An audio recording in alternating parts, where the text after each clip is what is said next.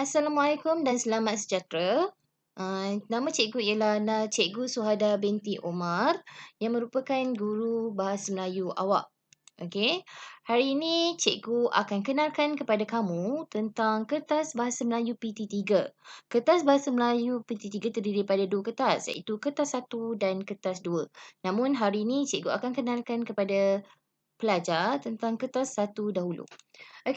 Kertas satu, Bahasa Melayu kertas satu. Bahasa Melayu kertas satu ini terdiri daripada 3 bahagian. Yang pertama bahagian A, yang kedua bahagian B dan yang ketiga bahagian C.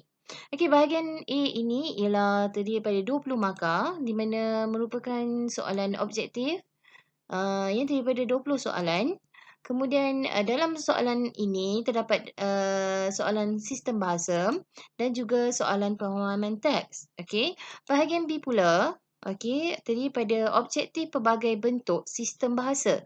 Sama ada soalan subjektif kenali kesalahan tata bahasa ataupun kesalahan ejaan ataupun soalan betul atau salah. Okey, kemudian yang kedua ialah soalan subjektif pemahaman petikan.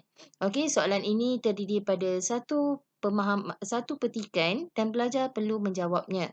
Okey, kemudian yang ketiga ialah soalan novel. Soalan novel ini pelajar perlu menjawab dengan uh, menulis esei ataupun karangan pendek. Okey, novel ini ialah novel, teks novel yang dibekalkan oleh pelajar untuk tingkatan 1. Contohnya tingkatan 1 novelnya ialah novel Sejambat Bakti. Okey, kita pergi kepada bahagian C. Bahagian C ini ialah soalan pilihan. Mereka boleh terdiri pada ulasan, ringkasan ataupun rumusan. Okey. Namun dia akan bagi 2 soalan saja dan pelajar perlu menjawab satu soalan sahaja sama ada ulasan ataupun ringkasan ataupun rumusan. Bagi soalan ini markahnya ialah 15. Okey, kemudian kita pergi pula kepada contoh bahagian A. Okey, jadi kat sini cikgu nak tunjukkan contoh bahagian A bagaimana. Okey, tengok. Soalan ini ialah soalan contoh yang pertama ialah soalan sistem bahasa. Biasanya soalannya sama ada isi tempat kosong berdasarkan jawapan yang telah disediakan ataupun kesalahan bahasa, kesalahan ayat. Itulah. Okey, kemudian yang kedua ialah soalan pemahaman teks. Maksudnya dia akan bagi satu petikan. Okey, pelajar perlu menjawab mengikut soalan yang telah disediakan dan jawapan yang disediakan. Okey, yang ketiga ialah pelajar perlu menjawab soalan peribahasa. Biasanya dia akan beri 2 soalan dan pelajar perlu menjawab jawapan yang betul mengikut peribahasa yang sesuai. Kita pergi kepada contoh bahagian B. Contoh bahagian B ini terdiri daripada soalan objektif pelbagai bentuk yang telah cikgu cakap tadi. Okey, kat sini awak boleh tengok dia suruh tukarkan ayat aktif kepada pasif. Boleh juga tukarkan daripada ayat tunggal kepada majmuk ataupun ayat majmuk dia suruh cerahkinkan kepada ayat tunggal. Ataupun kesalahan ejaan ataupun kesalahan tata bahasa. Okey, terpulang pada kehendak soalan. Okey, soalan yang kedua pula ialah terdiri daripada pemahaman petikan. Okey, sebentar tadi kita dah tengok bahagian A ialah soalan objektif pemahaman petikan. Namun yang kedua ini ialah soalan subjektif. Pelajar perlu menjawab soalan ini berdasarkan teks yang telah disediakan. Okey, contohnya kat sini dia tulis berapa lamakah Sharon akan berada di Malaysia.